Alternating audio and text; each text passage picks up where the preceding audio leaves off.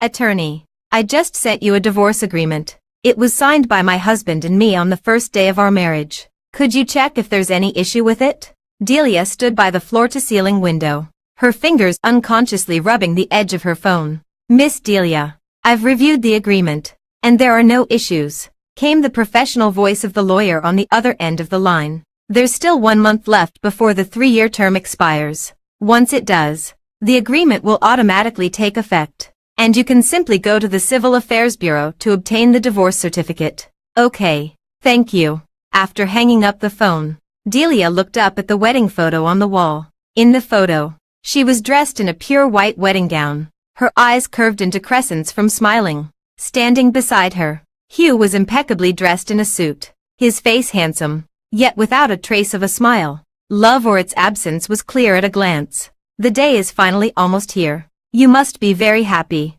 she murmured softly to herself, her fingertips lightly tracing the man's stern profile in the photo. The sound of the door unlocking came from the entrance.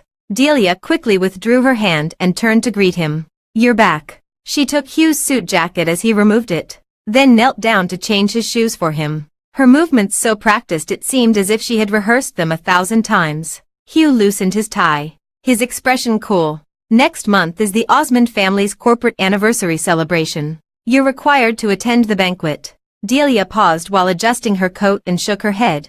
I can't go. Why can't you go? Hugh frowned. Delia was about to speak when Hugh suddenly seemed to understand something, his gaze turning cold. Is it because I've been spending time with Elva lately? I told you on the first day of our marriage that I have someone I love. You also said you wouldn't interfere. Delia's heart ached sharply, as if someone had torn a gaping wound in it. Indeed, whose husband would tell his wife on their wedding day that he already had a beloved, and even signed a divorce agreement to take effect in 3 years. She was merely fulfilling his wish. She wouldn't be here next month, hence unable to attend that banquet. 3 years ago, the Osmond family and the Raymond family, 2 prominent wealthy clans, announced their impending alliance through marriage. Delia had secretly loved Hugh since childhood and was overjoyed when she learned she could marry him. But on their wedding night, Hugh handed her a divorce agreement. I have someone I love, but her family is ordinary, and the Osmond family won't allow her to enter.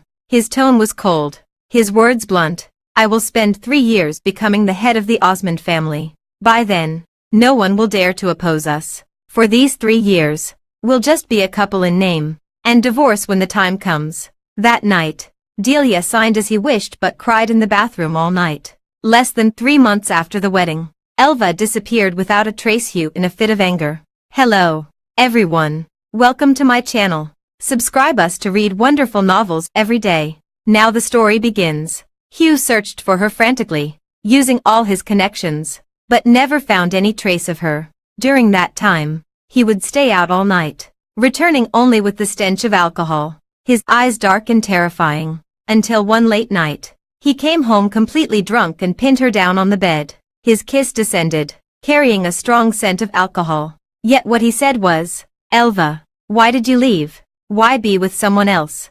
Don't you trust me? Delia stiffened all over, her heart feeling as if it were being tightly gripped, the pain nearly suffocating. So, he had found her, but Elva is already with someone else. That night was her first time. Yet Hugh held her in his arms and called out another woman's name all night long. When he woke up the next morning, Hugh saw the bloodstains on the sheets, his gaze faltering slightly, but he said nothing. Delia also acted as if nothing had happened, preparing his change of clothes for him, even softly reminding him about an important meeting today before he left. She pretended nothing was wrong, but inside she was already bleeding profusely. From then on, she treated him with even more careful tenderness. Since he had a weak stomach, she woke up early every morning to cook nourishing porridge for him. When he was stressed from work, she learned massage techniques to help relieve his fatigue. She liked quietness, so she never made noise in front of him, even walking with light steps. Gradually, Hugh seemed to regard her as his wife. He began to bring her a small gift when he returned from business trips. He would make her a cup of cold medicine when she caught a cold. He would even hold her close as they fell asleep at night, his palm resting on her waist, his body temperature scorching hot. Hugh never mentioned divorce again, as if that agreement had never existed. Delia even naively thought that perhaps he might truly come to love her. Until 3 months ago, Elva ended the relationship and returned to the country. Hugh almost immediately returned to her side. He accompanied her to meals, went shopping with her, and even cancelled important meetings, all because of Elva's single remark. "I'm in a bad mood."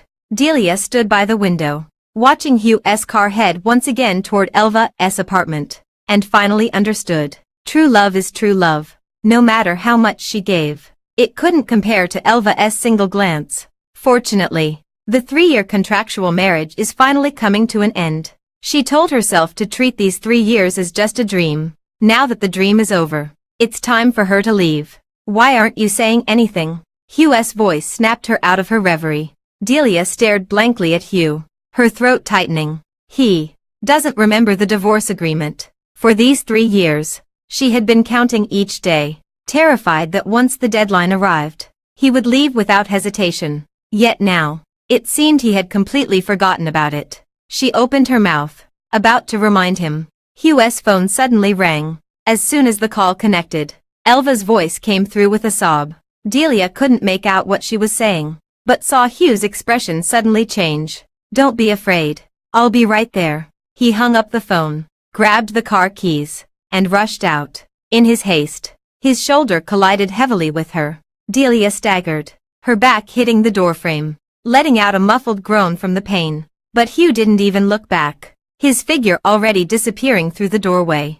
Delia leaned against the wall and slowly walked back to the bedroom. She took off her coat, revealing a bruise already forming on her shoulder. She took out the first aid kit and silently applied medicine to herself. But it felt as if a blunt knife was slowly cutting through her heart. She sat on the edge of the bed, staring blankly at the gradually darkening sky outside the window, until the phone rang. It was Hugh. "Come to the downtown hospital." Delia felt her heart skip a beat and instinctively asked, "What happened?" "We'll talk when you get here." Delia arrived to see Hugh standing outside the operating room, while Elva leaned against his chest, crying her heart out. Delia paused mid-step, her chest tightening as if gripped by an invisible force, making each breath a struggle. "What's going on?" she asked softly as she approached. Hugh looked up at her. "Elva's mother suddenly developed leukemia and needs an immediate bone marrow transplant." Delia froze. "And then, we've searched the entire city, and there's no suitable match." Hugh said calmly, "I got tested, and the results matched." Delia's pupils contracted as she stared at him in disbelief. "You're going to donate bone marrow. Donating bone marrow carries risks." I didn't call you here to get your approval." Hugh interrupted her. "The surgery requires a family member's signature." Family.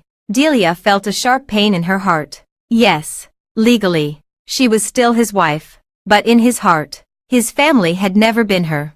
Delia clenched her fingers so tightly that her nails nearly dug into her palms. "Okay," she heard herself say. "I'll sign." The nurse handed her the surgical consent form. She wrote her name stroke by stroke, each one feeling like a cut to her own heart. Hugh released Elva and turned to walk toward the operating room. At the last second before the door closed, Delia finally couldn't help but call out to him. "Hugh." He turned to look at her, his gaze indifferent. Delia trembled.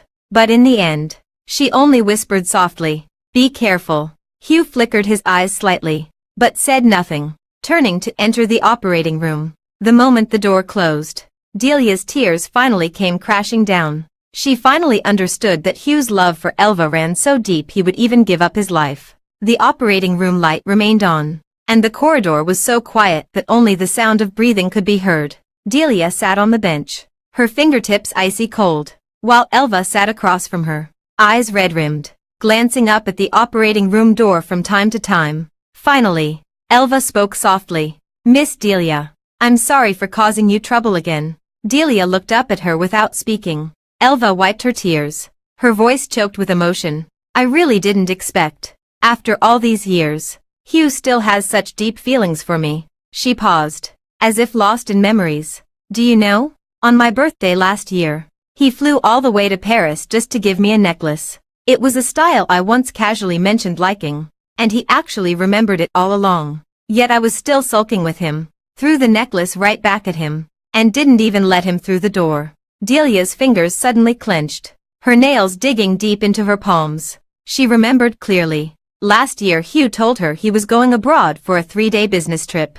When he returned, he brought back a necklace and casually gave it to her. Overjoyed, she had treasured that necklace in the deepest layer of her jewelry box, reluctant to even wear it. But it turned out, it was Elva's cast-off that he casually gave to her. Elva continued. And the Christmas before last, I had a huge fight with my then-boyfriend and posted a very negative moment. Hugh saw it and flew over overnight, standing outside my apartment building the entire night. It was snowing heavily. Yet he stood there, never daring to come up and knock. Delia's heart suddenly clenched. She remembered that Christmas Eve, only because Hugh had taken her 7 times with unusual fervor, making her think he had finally begun to develop feelings for her. When she woke up the next day, the pillow beside her was already cold, and she simply assumed he had left to attend to urgent official business. So, he had rushed off to see Elva. These past 3 years, Elva's tears fell once more. I've been holding a grudge against him, deliberately not contacting him, but Hugh never forgot about me for a single day, writing me a letter every day, even though I never replied. Delia suddenly found it hard to breathe. Countless late nights, she saw the steady light on, thinking he was handling company documents, and even made coffee to bring in for him. Turns out, he was writing love letters to Elva. She had always believed that at least during Elva's absence, Hugh genuinely wanted to build a life with her. Only now did she realize that from beginning to end, it had all been just her own delusional fantasy. She thought she had finally warmed his heart, but in truth, his thoughts were entirely of someone else. Seeing Elva about to continue, Delia suddenly stood up. Her face was pale, almost translucent, yet her voice struggled to remain calm. I have something to attend to. I must go. Without waiting for Elva to respond, she turned and walked away quickly, her steps growing faster until she was almost fleeing in panic. After returning home, she silently packed all her belongings, just waiting for the day the divorce agreement would take effect. During this time, she could see Hugh's recent updates from Elva's social media. His surgery was very successful, yet he didn't rest for a moment, immediately arranging the best ward for Elva's mother, bringing in top medical teams from abroad, and even personally overseeing every treatment plan. Elva's latest social media post was a photo. Hugh sat by the hospital bed, receiving an 4 drip while intently peeling a pomegranate for her with his head bowed. Her caption read, "I'll never meet someone who loves me this much again." Delia's heart ached sharply, and her tears fell onto the phone screen, blurring the gentle profile of Hugh in the photo. She recalled how, over the years, she had also cared for him with the same devotion. His stomach is not good, so she cooks stomach-nourishing porridge for him every day. He is busy with work, and she always leaves the light on waiting for him to come home. The fruits that reached his hands were always peeled, pitted, and cut into bite-sized pieces. But now, he was doing these things for someone else. She took a deep breath, wiped away her tears, and told herself, it's okay. After no longer loving him, she would learn to love herself well. A week later, Hugh suddenly returned home. Delia was surprised, as he should have been by Elva's side at all times. Family dinner tonight. Change your clothes, he said curtly. Delia understood and quietly changed into appropriate attire before leaving with him. At the family banquet, everyone raised their glasses and exchanged pleasantries. As the conversation flowed, the topic turned to her and Hugh. You've been married for 3 years now. It's about time you had a child. Indeed, Hugh is now the head of the family and must have an heir. Delia, you really need to hurry up. Delia lowered her eyes, listening silently, her fingers unconsciously tracing the rim of the cup. At that moment, Hugh, who had remained silent until now, suddenly spoke. No rush. His voice wasn't loud, yet it instantly silenced the entire dining room. Everyone's expressions changed, but due to Hugh's current status as the family head, no one dared to say another word. The atmosphere abruptly froze, and the meal ultimately ended in an eerie silence. After dinner, Hugh's mom stood up, her gaze sharp as she looked at Delia. Delia, come with me to the study. Anyone with eyes can see this is about pressuring her to have children. Hugh clearly noticed too, frowning as he said, if you have something to say it directly to me. Hugh's mom was just about to speak when Hugh's phone suddenly rang. He glanced at the caller ID, his expression shifting slightly. and immediately stepped aside to answer, his tone uncharacteristically gentle. "Elva, what's wrong?" Hugh's mom snorted coldly and directly said to Delia, "Come with me." Delia pursed her lips and silently followed. As the study door closed, Hugh's mom's expression instantly darkened. "Kneel." Delia slowly knelt on the cold marble floor. "Do you know what you did wrong?" Hugh's mom looked down at her from above. Delia lowered her eyelashes and remained silent. Snap. Hugh's mom suddenly slammed the table. "The fault lies with Hugh for saying he's in no hurry to have children. And you didn't even try to persuade him." She took a porcelain bottle from the drawer and placed it heavily on the table. "This is medicine to aid conception. Starting today, you must drink it daily and share a bed with Hugh until you're pregnant." In the past, Delia would have obediently taken it. But this time, she raised her head, her voice soft yet firm. "I won't take this medicine." Hugh's mom pupils contracted sharply. "What did you say?" "I won't take this medicine. Hugh doesn't want children for now, and I respect his decision. All these years whenever we were intimate, Hugh always took precautions. Even if he occasionally lost control in moments of passion, he would always make sure she took contraceptive pills immediately afterward." She had naively believed that he just didn't want a child for the time being. Only now did she realize that he had never even considered having a child with her. Now that she had decided to leave, she wouldn't let herself become pregnant with his child, adding unnecessary ties. "What did you say?" Hugh's mom suddenly raised her voice. "I won't eat," Delia repeated.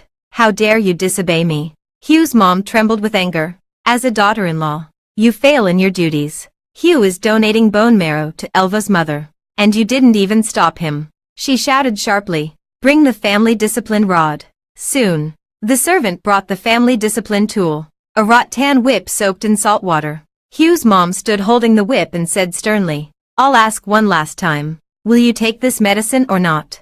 Delia shook her head. Snap.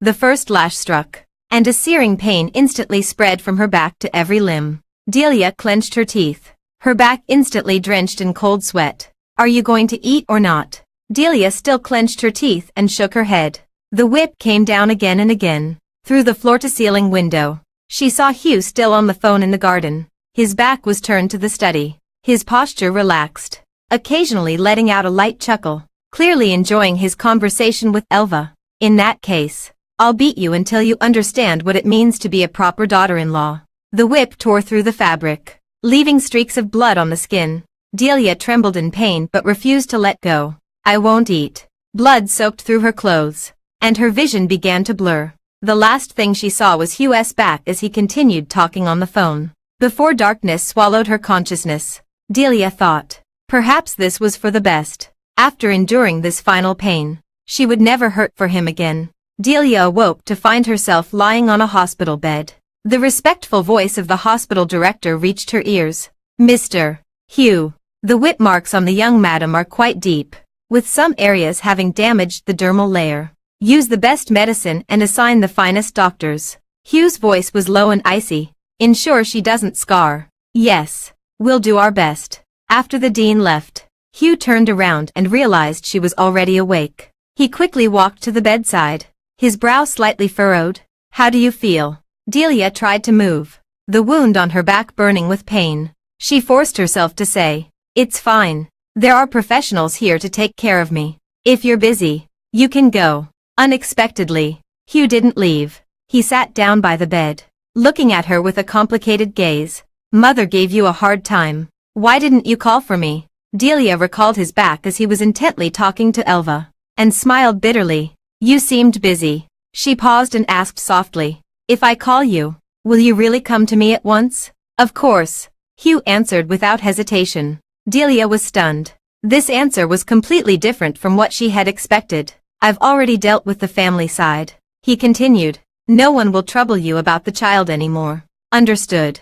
Delia lowered her eyes. "You can go attend to your business. Why are you always rushing me to leave?" Hugh frowned and asked. Delia looked somewhat startled. "Aren't you very busy?" "Busy with company matters. Busy accompanying Elva. Not busy lately." He reached out to tuck in her blanket. "I can take care of you these few days." This completely caught Delia by surprise. In the following days, Hugh actually stayed at the hospital to take care of her, adjust the hospital bed for her, feed her meals, and even personally change her dressings. One night when she was in too much pain to sleep, Hugh sat by the bed, patting her back gently as if soothing a child until she fell into a deep slumber. This tenderness made Delia feel as if she had returned to their most intimate days. But she would no longer indulge in it. She had already decided to leave and would not look back. A week later, Delia's back showed much fainter whip marks. That day, Hugh paused abruptly while applying medicine for her when she accidentally let out a soft moan.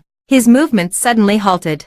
Delia turned back in confusion, only to see his darkened gaze, his Adam's apple bobbing, and beneath him, her expression shifted slightly. Hugh had already drawn closer to her, his breathing growing heavier, just as his lips were about to touch hers. Snap! A crisp sound shattered the ambiguous atmosphere in the hospital room. Both turned their heads simultaneously to see Elva standing at the doorway. The fruit basket she had been holding now fallen to the ground, its contents scattered everywhere. Her eyes were red-rimmed, her voice trembling. "Did I interrupt something?" Hugh abruptly pushed Delia away. "Elva, it's not what you think." His movements were too abrupt. Delia was caught off guard and pushed backward, tumbling off the hospital bed. With a dull thud, the back of her head struck the sharp corner of the bedside table, causing blood to flow instantly. "I won't disturb you anymore." Elva turned and ran away in tears. "Elva." Hugh didn't even glance at Delia lying on the ground, chasing out without hesitation. Delia lay on the ground, her vision blurred by blood. She suddenly laughed, laughing until tears streamed down her face. By the time the nurse found her, she had already lost consciousness again from excessive blood loss. In her final moments of consciousness, she heard the nurse's panicked shout, "The patient has a head injury. Call the doctor quickly." But Hugh never returned. Due to the head injury, Delia had to stay in the hospital for several more days. Hugh never appeared again. She knew he must be busy comforting Elva, so she didn't call him even once, nor did she send a single message. On the day of discharge, the butler called to inquire about Hugh's birthday banquet arrangements. Delia held her phone and remained silent for a long time. In previous years, Hugh's birthdays had always been arranged by her. The Osmond family, though wealthy, lacked warmth. His parents didn't even know he was allergic to peanuts and would prepare cakes with peanut butter every year. She remembered seeing him secretly take allergy medication during his first birthday banquet she attended. "Why not just tell them?" she asked with concern at the time. "No need." His expression was indifferent. "They care more about this year's company financial report than this." From then on, she began personally preparing his birthday banquets. Every dish, every bouquet is arranged according to his preferences. He no longer has to face decorations he dislikes, nor worry about accidentally consuming food he's allergic to.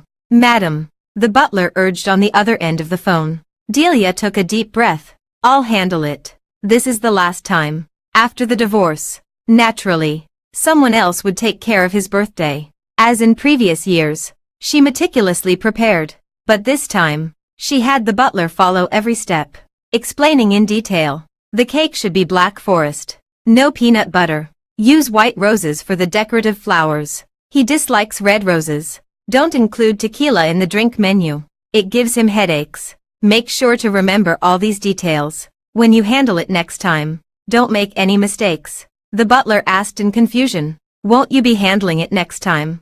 Delia lowered her eyelashes and didn't answer. Next time. She's no longer Ms. Osmond. How could it still be her responsibility? On the day of the birthday banquet, the air was filled with the fragrance of fine attire and the glow of bright lights. Delia stood at the entrance in a pale blue gown, greeting guests as she watched Hugh escort Elva into the venue hand in hand. Elva wore a pink chiffon dress, clinging to Hugh like a delicate bird as they entered. At that moment, everything became clear to her. It seems he has already managed to cheer her up. Hugh kept his eyes glued to Elva the entire time. Her wine glass emptied. He immediately had it replaced with juice. Her skirt ruffled by the wind. He sent someone to straighten it for her. When she ate something delicious, her eyes curved into crescents, and he couldn't help but chuckle softly, his lips curling into a tender smile. Yet from beginning to end, he didn't glance at Delia once. Delia stood quietly in the corner greeting guests, like a dutiful butler. When it came time to open gifts, the presents from the guests were all priceless treasures. Delia's limited edition watch was solemnly presented by the butler on a silver tray. Madam has excellent taste. This watch is limited to just 10 pieces worldwide. It matches Mr. Hughes' temperament perfectly, as expected of a couple. They understand Mr. Hughes' preferences best.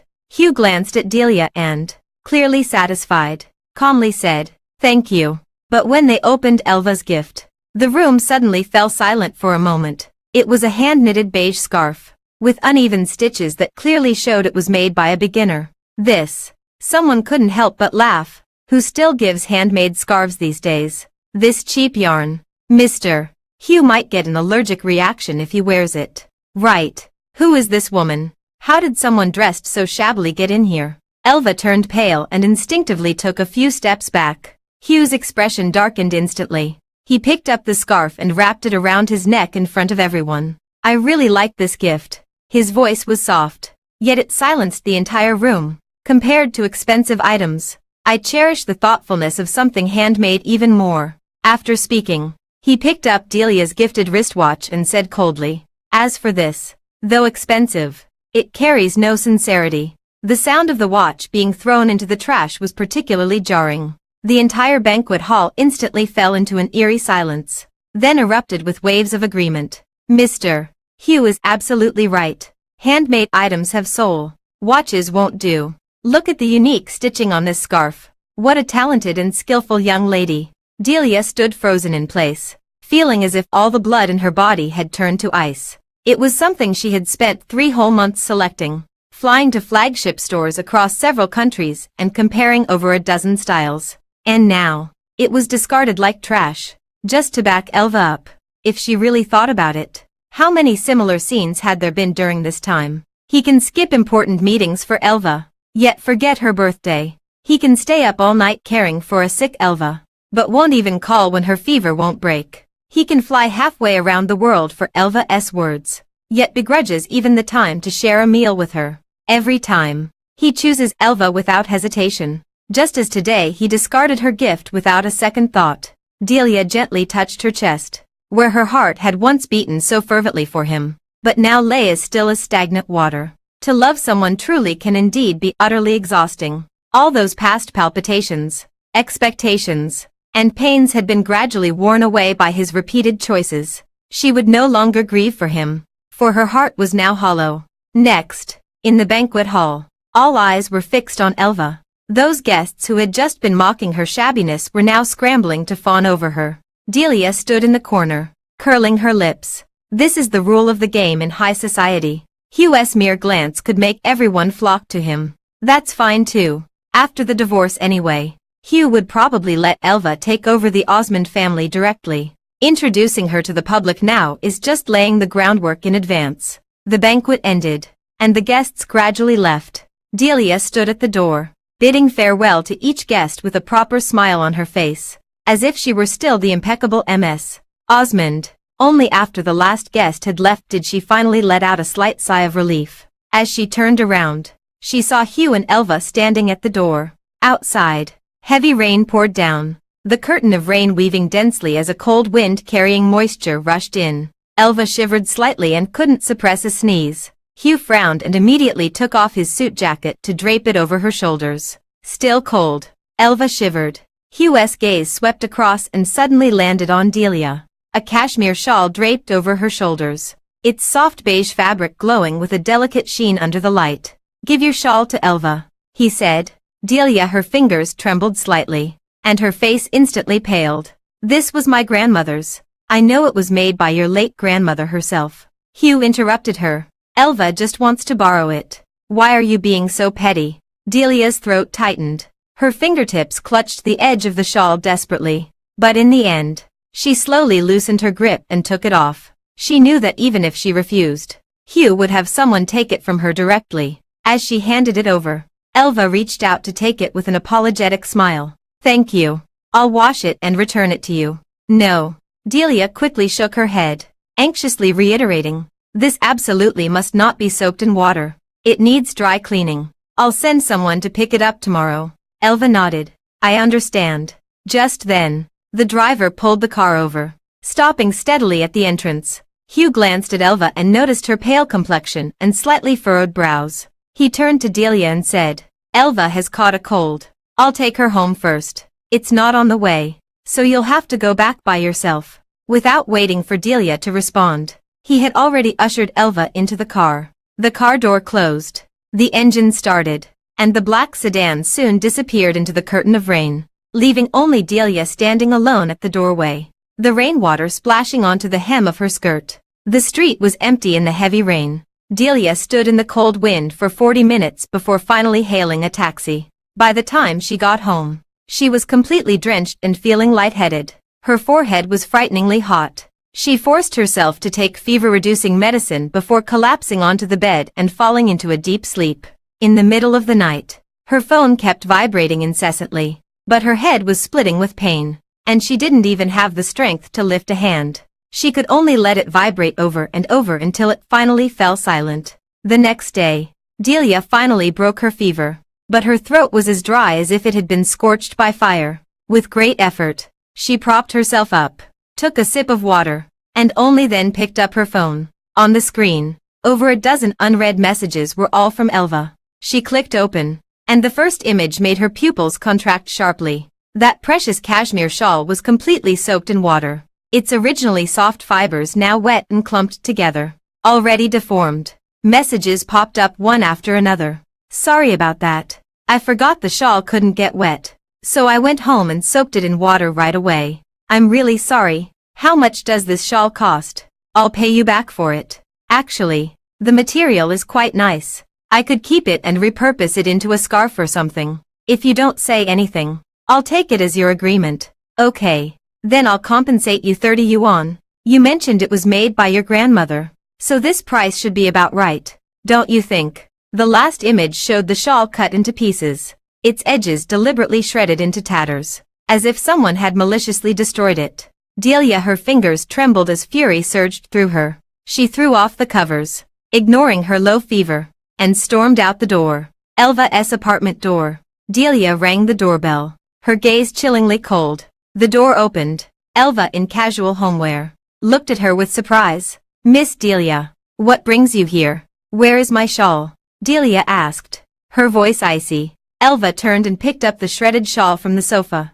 Didn't I already pay for it? She finished speaking and glanced down at her phone. Didn't you receive the 30 transfer? Did you think it was too little? Then I'll add another 20. Since it's made by the elderly anyway, it shouldn't be too expensive. Snap.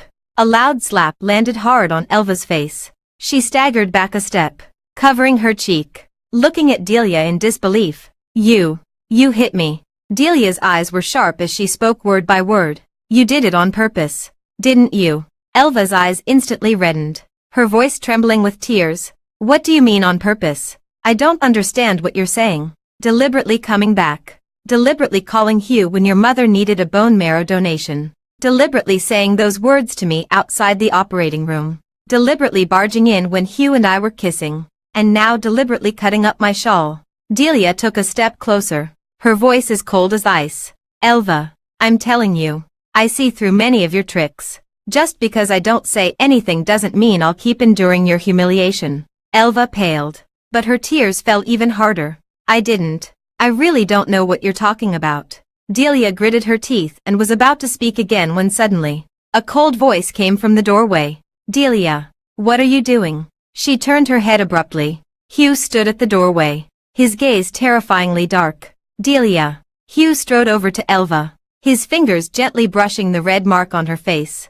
His eyes filled with heartache as if scalded. She hit you. What happened? Elva recounted the incident through tears, Hugh's expression growing increasingly somber. It's just a shawl. Was it necessary to resort to violence? He turned to confront Delia, his voice as cold as ice. Isn't it just a shawl?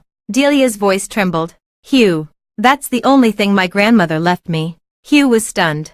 After 3 years of marriage, Delia had always been gentle and proper, never even raising her voice. At this moment, her reddened eyes and trembling shoulders made her seem strangely unfamiliar to him for an instant. Elva didn't do it on purpose, he said, softening his tone. She's already compensated you. What more do you want? If you're not satisfied with the amount, I'll pay. With that, He took out a checkbook from his suit's inner pocket, swiftly signed a figure, and handed it over. Is this enough? Delia looked at Hugh as he handed her the check, her heart feeling as if it were being tightly squeezed by an invisible hand, the pain making it almost impossible to breathe.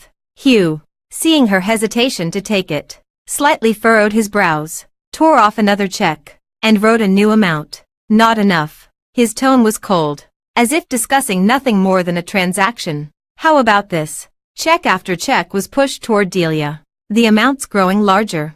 Yet her heart grew colder with each one. Finally, she reached out to take the last check, her fingertips trembling slightly. Enough. Her voice was soft, yet it seemed to take all the strength she had left. Hugh, not only is this check enough, but this marriage of ours is enough too. With that, she turned to leave. But before she could take 2 steps, Hugh's icy voice came from behind. Stop right there. Delia paused mid-step but did not turn around. You took the money. But the matter of that slap isn't over yet, he said in a tone that brooked no argument. Apologize to Elva. Delia stiffened, slowly turning around with red-rimmed eyes. What did you say? Hugh met her gaze coldly. I said, apologize. What if I don't? Her voice trembled. The Raymond family and the Osmond family still have collaborations. Hugh spoke calmly, yet each word cut like a knife. Delia felt her pupils contract sharply, as if her heart had been brutally stabbed. She never imagined he would use her parents' life's work to threaten her. The air seemed to freeze for a few seconds. Finally, Delia slowly lowered her head, her voice hoarse. I'm sorry. Elva covered her face, saying, Miss Delia, are you truly apologizing? Or, is this how people in your high society give such half-hearted apologies? Delia clenched her fists tightly, her nails digging deep into her palms. The next second, she abruptly bent down and bowed deeply to Elva. I'm sorry. Her voice choked, yet each word was clear. Miss Elva, I shouldn't have acted out. Please forgive me. After speaking, she straightened up and looked at Hugh. Is this acceptable now? Hugh stared at her reddened eyes, and for some reason, his heart twinged slightly. He suddenly remembered that 3 years ago, when she had a persistent high fever, she had also looked at him with reddened eyes like this. But back then, her gaze had been filled with nothing but dependence and love. Now, those same eyes held only a deathly stillness. His Adam's apple bobbed as he struggled to speak. But in the end, he only uttered coldly, That's enough. Delia turned and walked away, her back straight, without a trace of hesitation. Behind her, came Hugh's gentle voice. Does it still hurt? Let me apply the medicine for you. Elva responded coquettishly. It hurts. Be gentle. Delia continued walking without stopping, tears silently streaming down her face, which she quickly wiped away, leaving no trace. In the days that followed, Hugh did not return home. Delia nor did she make a single phone call. On the day the divorce agreement officially took effect, she went to the Civil Affairs office alone. When the staff handed her the divorce certificate, she accepted it calmly, her fingertips lightly brushing over the gilded words. Divorce certificate. Surprisingly, there wasn't a ripple of emotion in her heart. Leaving the Civil Affairs office, it was still early in the day. She hailed a taxi, intending to return to Osmond's villa to collect her final belongings. But as soon as she pushed open the door, she found Hugh unexpectedly at home. Where have you been? He stood in the center of the living room, impeccably dressed in a suit. She opened her mouth, but before she could speak, he said knowingly, It's our anniversary today. Did you go out to get a gift? Delia was taken aback, suddenly remembering. It was indeed their anniversary. 3 years ago today, they exchanged rings amidst everyone's blessings. Yet that very night, he handed her a divorce agreement, saying this marriage was merely a business arrangement and she shouldn't take it seriously. It would end in 3 years. Ironically, the day she now holds the divorce certificate is the same date as their wedding anniversary. As for Hugh, it was understandable that he thought she had gone out to prepare a gift, because every year in the past, she would meticulously prepare gifts he liked, even though he never remembered the date. But this year, why did he suddenly remember? Does he also remember that today is the day their divorce agreement expires? Delia felt a surge of emotions but ultimately just tightened her grip on the divorce papers in her bag, nodding faintly. Yes, I went to prepare a gift. Divorce papers. Quite the gift. Hugh nodded indifferently. Tomorrow I'm taking Elva skiing in Switzerland, so today I'm taking you out for our anniversary. He glanced at his wristwatch. I've reserved the rooftop at La Maison. You can give me the gift later. Let's go now. With that, he picked up the suit jacket draped over the chair and turned to walk out the door. Delia remained standing in place, hesitating to move. Only after stepping outside did he realize she hadn't followed. Frowning, he looked back at her. What are you waiting for? Delia parted her lips slightly. But in the end, she didn't truthfully say the words. I'm about to leave. After a moment of silence, she made an excuse, saying, I still have some things to take care of. You go ahead.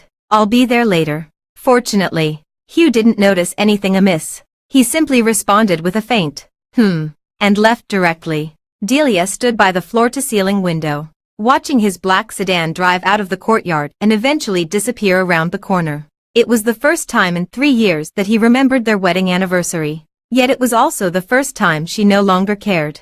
Slowly, she took out the brand new divorce certificate from her bag and placed it on the coffee table. Then, carrying the already packed luggage, she gently closed the door and turned to leave. On the coffee table, the divorce certificate lay quietly, next to the check she had never cashed. Sunlight streamed through the floor-to-ceiling window, illuminating the dizzying number of zeros after the figure. Enough to buy back neither a hand-knitted shawl nor 3 years of genuine affection. The lights of La Maison still shone brilliantly. Hugh checked his watch for the 3rd time, his brows involuntarily furrowing. Mr. Hugh, shall I contact Miss Delia for you? The manager inquired respectfully. Hugh waved his hand. No need. He took out his phone and found that Delia still hadn't replied to his message. This wasn't like her. In the past, she would always respond to his messages immediately. He frowned and got up to leave the restaurant. The night breeze brushed against his face, and for some reason,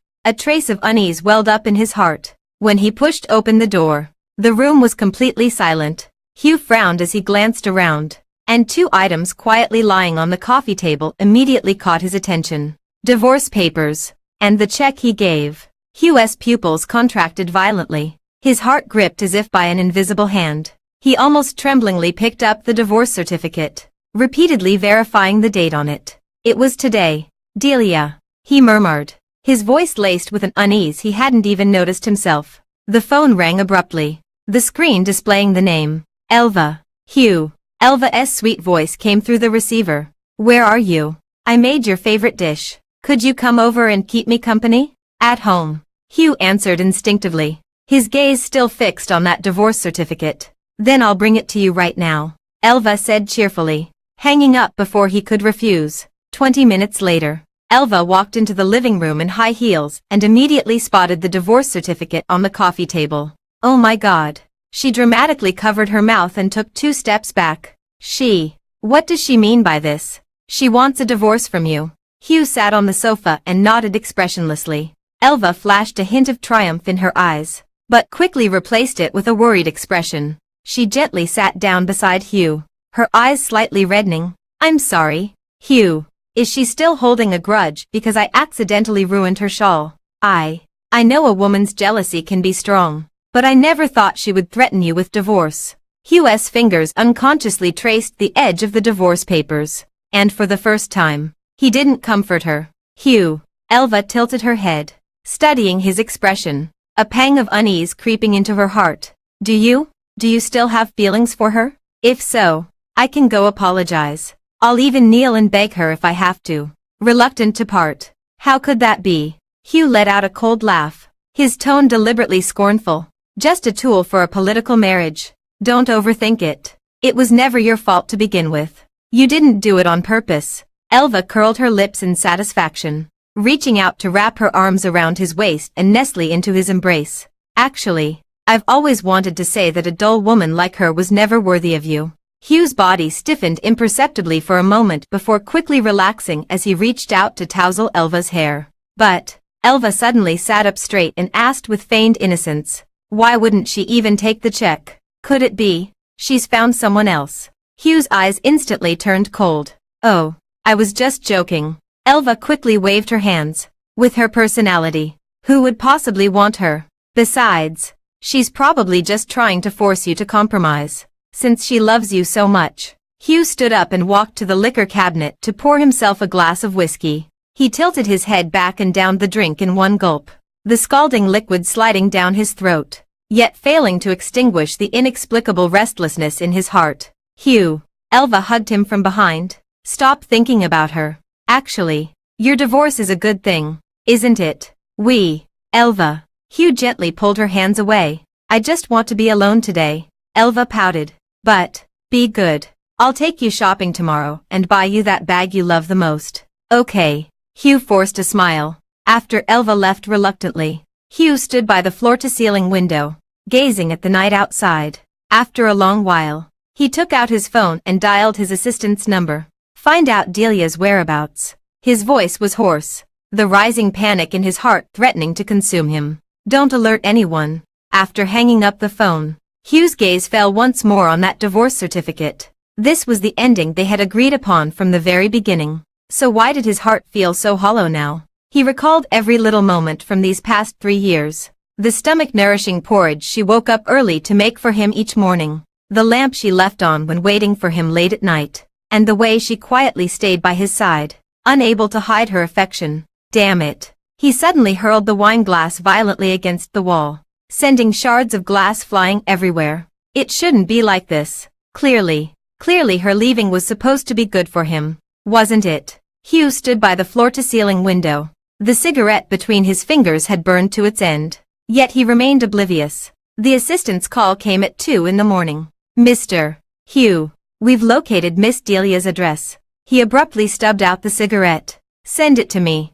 Delia's new apartment was in an ordinary, old residential complex without an elevator, and the stairwell was narrow. Hugh stood in front of the door, his brow furrowed. He couldn't imagine that the woman who had lived in comfort at the Osmond household would choose such a place. He raised his hand and knocked, neither too lightly nor too heavily, but with an undeniable sense of pressure. From inside came the faint sound of footsteps, followed by the turning of the door lock. Delia pulled open the door, and her pupils constricted sharply the moment she saw him. She was dressed in simple loungewear, her hair loosely tied back, devoid of any elaborate makeup, yet somehow irresistibly captivating. Hugh let his gaze linger on her for 2 seconds before letting out a cold laugh. What? Living in a place like this? Is it some kind of act for my benefit? Delia tightened her fingers slightly, but her expression remained calm. Mr. Hugh, is there something you need? Got a problem? He scoffed, pushing past her and striding into the room. The apartment was small, just 1 bedroom and a living room, but neatly kept. On the coffee table lay a few design books and a steaming cup of floral tea. Hugh scanned the scene, and the inexplicable irritation in his chest grew stronger. Got the divorce papers and couldn't wait to move out. He turned, looking down at her with a condescending gaze. What? Afraid I'd change my mind. Delia gently closed the door, her tone indifferent. Mr. Hugh, you're joking. Ours was always a contractual marriage. Divorcing when the term ended is perfectly normal. Normal. He narrowed his eyes, suddenly taking a step closer. Then why did you refuse the check? Delia looked up at him, her clear gaze piercing his heart like a thorn. No need, she said softly. Mr. Hugh's belongings. I don't want to take a single thing. Hugh drew a sharp, stifled breath. The words were like a blunt knife, slowly carving open his chest. He stared at her, then suddenly laughed coldly. Delia, do you really think a divorce will free you from me? Delia frowned slightly. Mr. Hugh, what do you mean? Hugh stared into her eyes and said word by word. Come back. The position of Ms. Osmond is still yours. The atmosphere around them froze for a moment. Delia froze for a moment, then let out a mocking laugh. Go back. Go back for what? To continue being the shield between you and Elva, her and I. That's none of your business. Right. None of my business. Delia nodded, her blazing eyes fixed on the visibly irritated Hugh. So, Mr. Hugh, on what grounds are you demanding I go back now? Hugh was momentarily left speechless by her question. Yeah, from what position? They're already divorced. This realization inexplicably tightened his chest. Delia. His voice was low, carrying a warning tone. Don't test my patience. Delia gazed at him quietly, suddenly finding it somewhat ridiculous. 3 years had passed, yet he remained the same, always aloof, always expecting her to comply with his wishes. Mr. Hugh. She raised her voice, enunciating each word clearly. We're over. Hugh's pupils constricted sharply. At that very moment, his phone suddenly rang. On the screen, the two characters, Elva, stood out glaringly. Delia glanced over, the corners of her lips curling into a faint smile. Mr. Hugh, your sweetheart is looking for you. Hugh stared at her, let out a cold laugh, but still pressed the answer button. Hugh. Elva's sickly sweet voice came through the receiver. Where are you? I can't sleep. I miss you. Hugh's gaze remained fixed on Delia's face, but his tone deliberately softened. I'm handling something. I'll be back later. Delia turned her face away, no longer looking at him. Then hurry up. Elva cooed. I'll be waiting. After hanging up the phone, Hugh stared at Delia's profile before suddenly reaching out to grip her chin, forcing her to look at him. Delia, he said in a low voice, don't think this is over. With that, he released her and turned to leave. The door slammed shut with such force that the hanging picture on the wall trembled slightly. Delia stood rooted to the spot for a long moment before slowly raising her hand to wipe away the unshed tear at the corner of her eye. Hugh slammed into the car seat and punched the steering wheel. He didn't understand why he'd lost control like this. They'd agreed from the very beginning, divorce after 3 years. The person he clearly loves is Elva. But why does he feel so furious when he sees her acting so nonchalant? His phone rang again. Elva sent a message. Hugh, when are you coming back? He stared at the screen, suddenly feeling a wave of irritation. Finally, he replied, something came up tonight. Won't be coming back. Then, he turned off his phone, leaned back in the chair, and closed his eyes. His mind was filled with Delia's eyes. So calm they were almost indifferent. Delia changed her address once again. This new apartment was still quite small, but she had used a friend's identity to secure the lease and had asked her family to completely erase any traces of her whereabouts. In the short term, Hugh won't be able to find him. The new apartment she rented this time is still small, but it gets plenty of sunlight. Standing by the window, she watched the bustling street below and felt a long-lost sense of freedom for the first time. This time, she cut off all contact, taking only her identification documents and a bank card with her savings. She didn't take any of those expensive jewelry or designer clothes. All she wanted now was a fresh start. She dialed the number of her old friend Evelyn. Delia, came Evelyn's surprised voice from the other end of the line. You finally contacted me. Where have you been these 3 years? I only knew you married into the Osmond family, and then you completely disappeared. Did the Osmond family deliberately hide you away? I almost thought you'd vanished from the face of the earth. Delia let out a light laugh. It's a long story. Are you still doing design work now?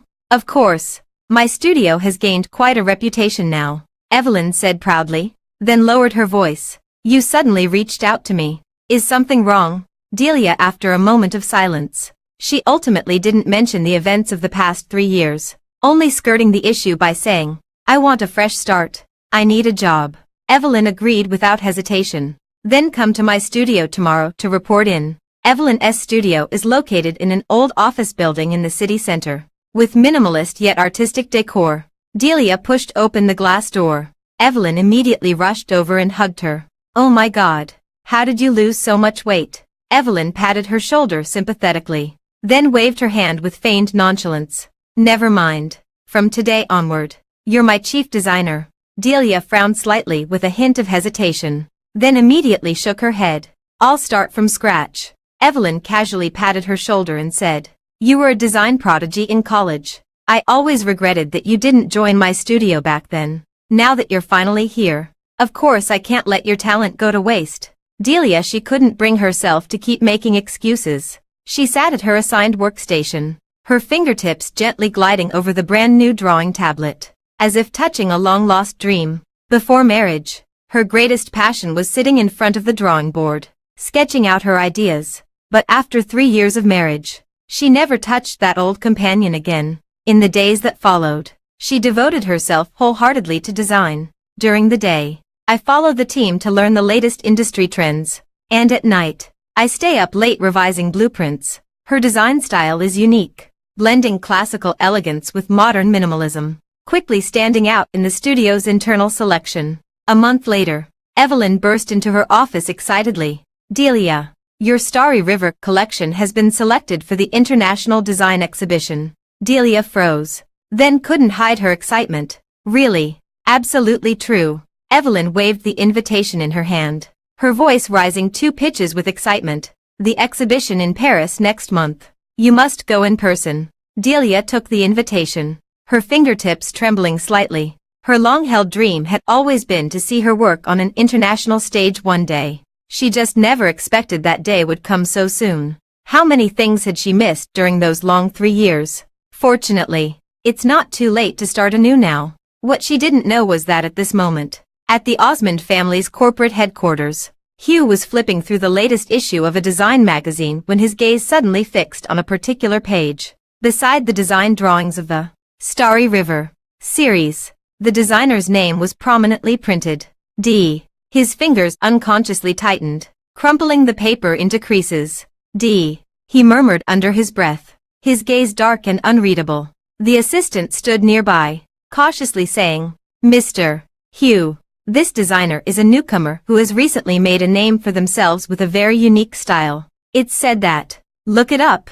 Hugh interrupted him, his voice icy. I want complete information on this person. The assistant nodded and left. Hugh still staring at that design drawing. So similar. Those fluid lines. The handling of details. Even that restrained yet tension-filled style. All resembled the works of Delia he had once seen. After that day's meeting, he had left in a hurry. Later, he intended to find Delia again, only to discover she had vanished without a trace. He asked his assistant to investigate. But this time, no matter what, they couldn't find any sign of her. Now, it seems he has found a new lead.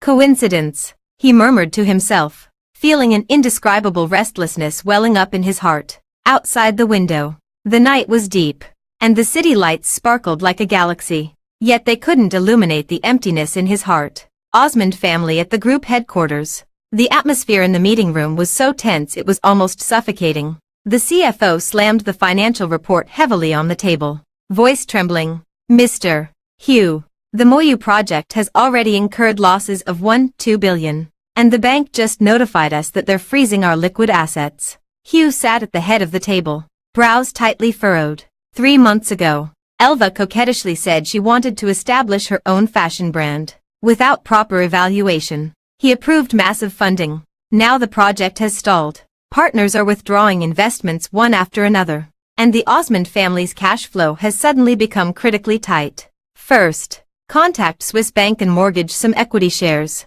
he ordered coldly. But that's the Osmond family's last resort. The CFO was so anxious that sweat beaded on his forehead. The board of directors. I said, do it. Hugh swept a glance across the room, and everyone fell silent in fear. The Osmond family ancestral home was in complete chaos at this moment. What is this? Hugh's mom stormed into the living room clutching a stack of transfer records, her well-maintained face twisted with anger. Elva was lazily applying nail polish on the couch when she heard the noise. Raising her head sluggishly, she said, Auntie, what brings you here? Slap. A harsh slap landed across her face. You wretch. How dare you embezzle the Osmond family's money to buy a private island? Hugh's mom shook the evidence in her hand. And these jewelry auction records. All assets under Hugh's name. Elva covered her face, tears instantly welling up. I was just borrowing it temporarily. Hugh promised I could spend it however I wanted. That was the Osmond family's effort of generations. Hugh's mom trembled with rage, suddenly clutching her chest as she staggered backward. The butler hurriedly supported her, shouting in panic, Madam, call an ambulance quickly. Amid the wail of ambulance sirens, Elva quickly sent a message. Hugh, your mom suddenly fainted.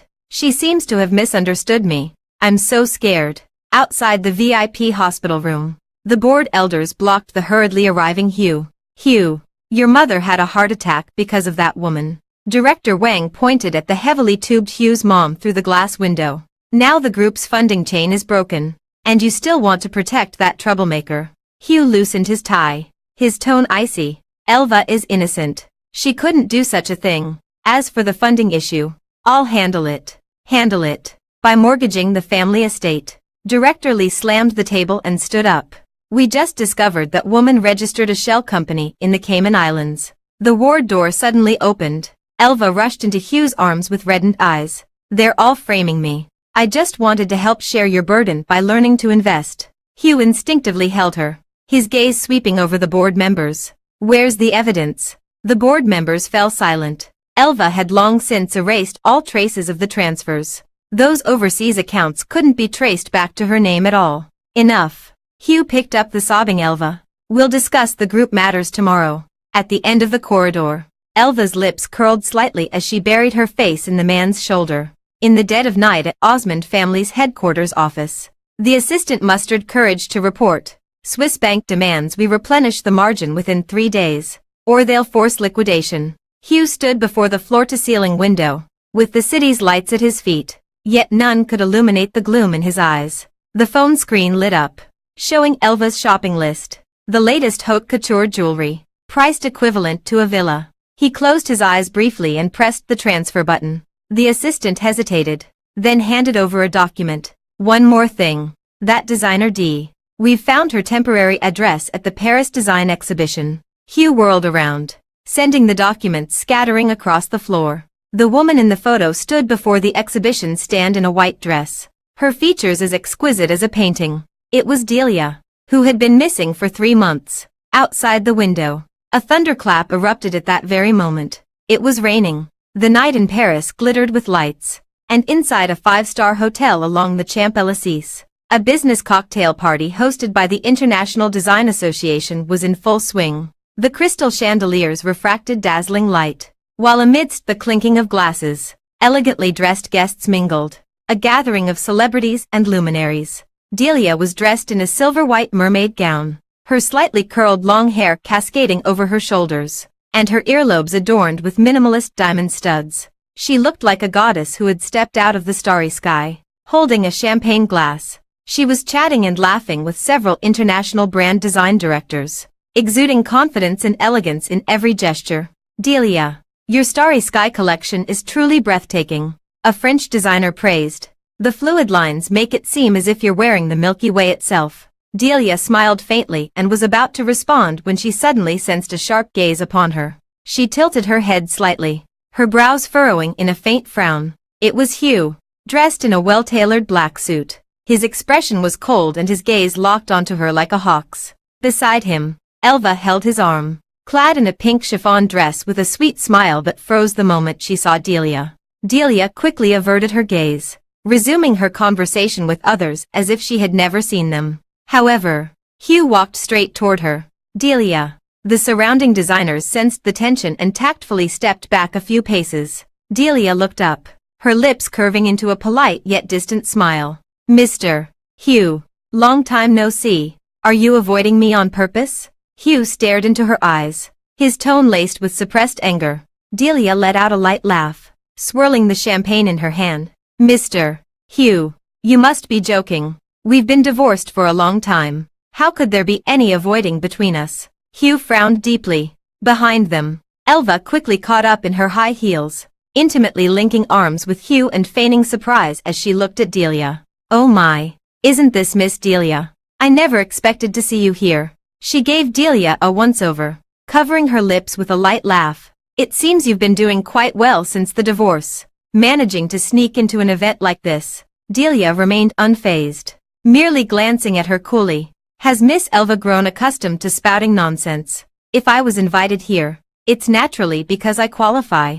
Elva flashed a hint of jealousy in her eyes, her eyelids slightly reddening as she pouted. What qualifications could you possibly have? Did you get in through some special connections? She deliberately emphasized the words, special relationship, drawing sidelong glances from those around her. Hugh frowned slightly and scolded in a low voice. Elva, stop fooling around. Elva, however, seemed oblivious, her eyes brimming with unshed tears. Hugh, I was just a little curious. Are you protecting her now? Clearly, Miss Delia hadn't even touched the door of the design circle before.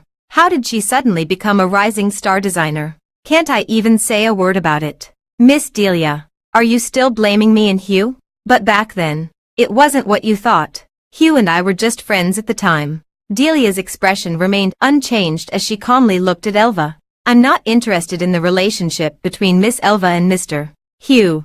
However, it seems to me that Miss Elva can't seem to forget about me. You know so much about my past. How could you not know I was the top student in the design department during college? Elva choked back a retort and instinctively sneered. Who knows if you earned it through connections? Delia unhurriedly took out a gold-embossed business card from her handbag and handed it to a well-known brand director beside her. Since Miss Elva doubts my abilities, perhaps everyone should take a look at this. The director took the card and exclaimed in surprise. You're the winner of this year's Milan design competition. A wave of astonished murmurs instantly spread through the crowd. If she isn't qualified, then who is? I was just about to say. I've never even heard of this so-called Miss Elva. She's the one who crashed this event, isn't she? I suspect it's pure jealousy. Didn't you hear the undertones? This Ms. Lin is clearly no simple character. She likely interfered in someone else's marriage before and still refuses to admit it. Elva's face stiffened as she tearfully threw herself into Hugh's arms. No, that's not it. Hugh, I truly didn't mean it that way. Delia smiled faintly, her gaze steady. Mr. Hugh, Miss Elva, if there's nothing else, I'll take my leave now. With that, she turned gracefully, preparing to leave. Hugh abruptly pushed Elva aside, gripping her wrist as his voice lowered. We need to talk. Delia paused mid-step, glanced down at his hand, and replied coldly, Mr. Hugh, please behave yourself. Hugh darkened his gaze, yet his grip remained firm. Elva quickly stepped forward upon seeing this, grabbing Hugh's other hand with a look of concern for his sake. Hugh, don't we still have to meet Mr. Smith? Let's not waste any more time. Hugh ignored her request for the first time, his gaze still fixed on Delia's face. Just 5 minutes. Delia gently freed her hand from his and spoke indifferently. Sorry, I have an appointment with a business partner. Excuse me. With those words, she walked away without looking back toward a group of international designers nearby, her back straight and her steps composed. Hugh stood in place, his eyes dark as ink. Elva gritted her teeth and glared at Delia before turning to Hugh with a coquettish tone. Hugh, why is she like this? Is she still blaming me? But, Hugh glanced at her, slightly furrowing his brows, his voice tinged with impatience. You should go back first. What? I said, you should go back first. The impatience in his eyes grew even more evident. Elva tears instantly fell from her eyes. You're going to look for her. But Hugh didn't even glance at her, simply striding in the direction where Delia had left. Elva stood rooted to the spot, her nails digging deep into her palms, her eyes filled with jealousy and resentment. Meanwhile, Delia was chatting cheerfully with several designers, completely unaware of the commotion behind her. It wasn't until a shadow fell over her that she slightly turned her gaze, realizing Hugh had somehow appeared behind her. Delia. His voice was low. Between us, I never said it was over. Mr. Hugh, I heard the Osmond family is facing some minor troubles now. Delia hadn't spoken yet when Evelyn swiftly pulled her behind, narrowing his eyes slightly. Instead of obsessing over your ex-wife here, you'd better think about how to clean up the mess you've made.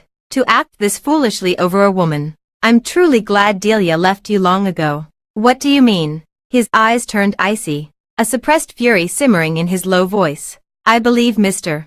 Hugh's company directors have already warned you too. That woman by your side.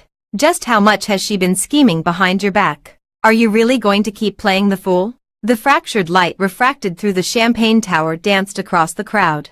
Yet the elegant violin melodies couldn't mask the tension crackling in this corner. Evelyn swirled her champagne glass, a mocking curve playing at the corner of her lips as she continued.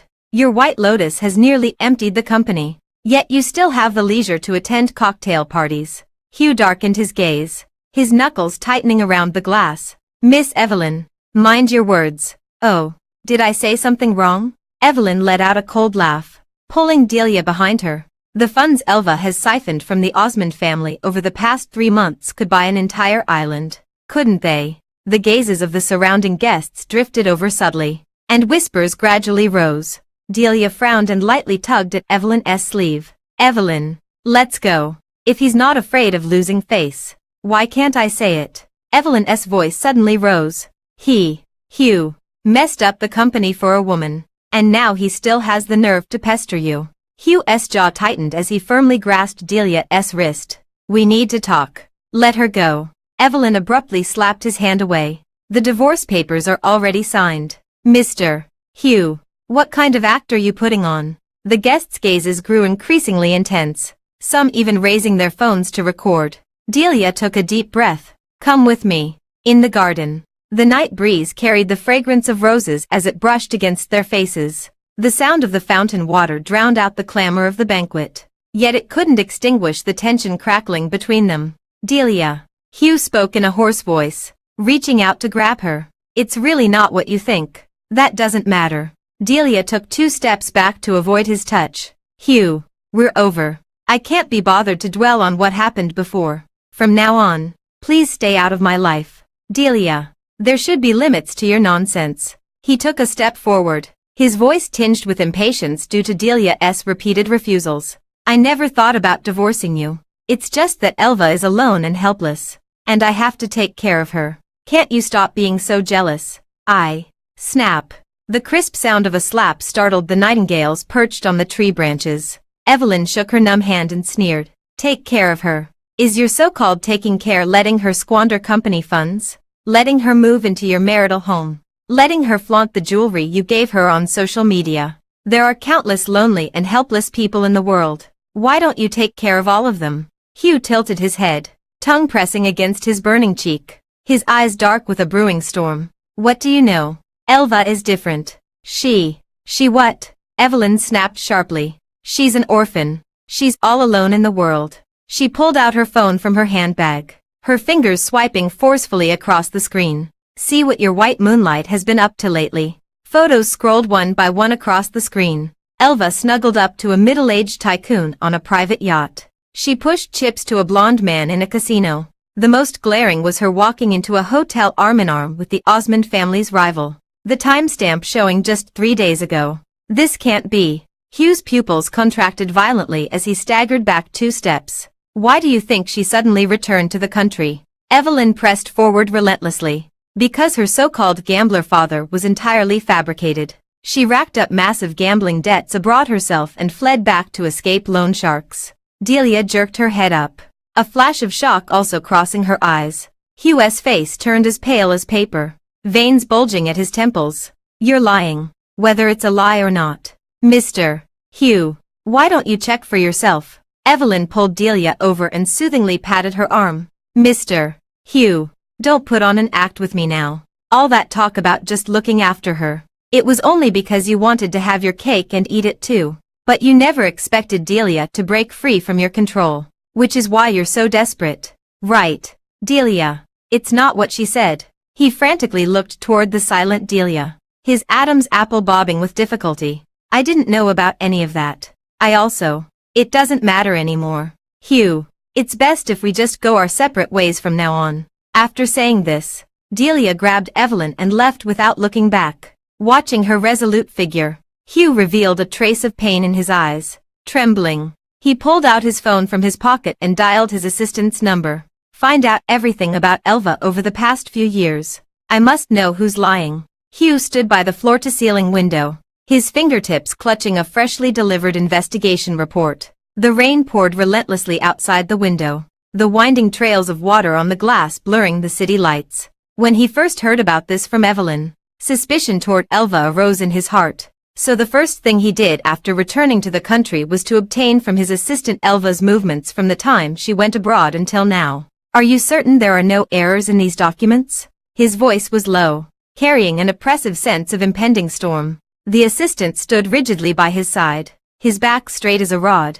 We've verified it 3 times. There are indeed signs of forgery in Miss Elva's mother's medical records. The doctor's signature on that leukemia diagnosis. It simply doesn't exist. Hugh's knuckles turned white, crumpling the paper with his grip.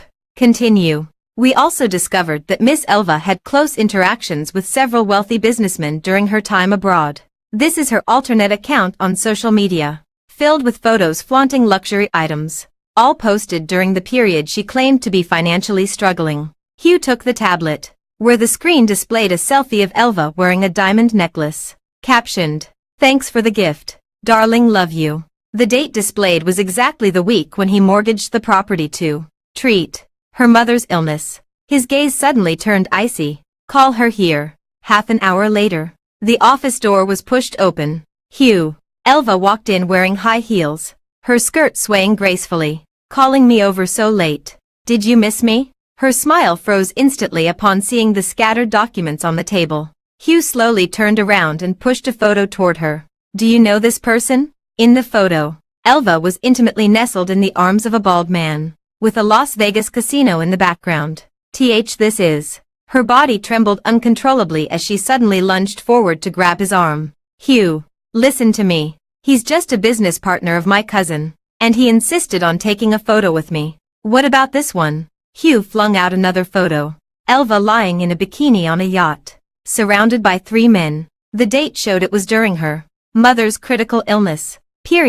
Elva's already pale face drained completely of color. And this. Hugh played a phone recording, her coquettish voice coming through clearly. Hugh is so easy to fool. I told him my mom needed a bone marrow transplant and he agreed right away. When I said I was short on money, he gave it to me directly. He even handed over project funds without even looking at the made-up proposal. Once we get that money, we'll go to the Maldives. No, this isn't me. Elva suddenly screamed, tears streaming down her face. Someone must be framing me. Hugh, believe me. Hugh suddenly gripped her chin, his crimson eyes filled with fury. The medical report was also fake. Your mother wasn't sick at all. She. Elva kept avoiding his gaze. Seeing there was no way to argue, she suddenly broke free from his hold. Yes. So what if I lied to you? The tears on her face instantly dried up as she forced a mocking smile. You think you're so great, cold as a block of wood.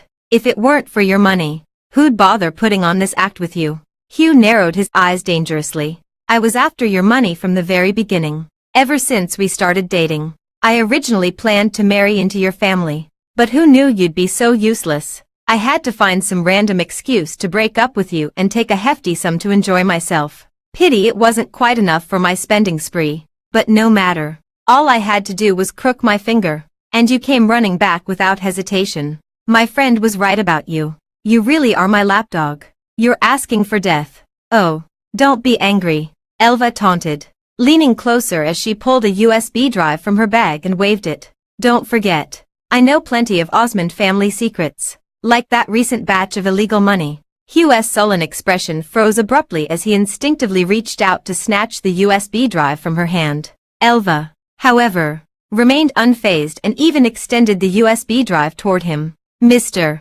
Hugh, I'm not like you. I've always been wary of you. This is just one of the backups. Care to guess how many copies I've made and where I've hidden them? Outside, a thunderclap roared, and the stark white light from the lightning illuminated the naked malice in her eyes. If anything happens to me, the Osmond family will definitely go down with me. In the top-floor conference room of the Osmond family conglomerate, the floor-to-ceiling windows revealed a gloomy sky outside. The constantly fluctuating numbers on the projector screen were like sharp knives, slowly dismembering the Osmond family's century-old foundation piece by piece. It's hit the limit down again. The CFO's voice trembled. The bank just notified us they're terminating cooperation and demanding early repayment of the loans. The director's gazes shot uniformly toward Hugh, their once fawning eyes now filled only with anger and contempt. Mr.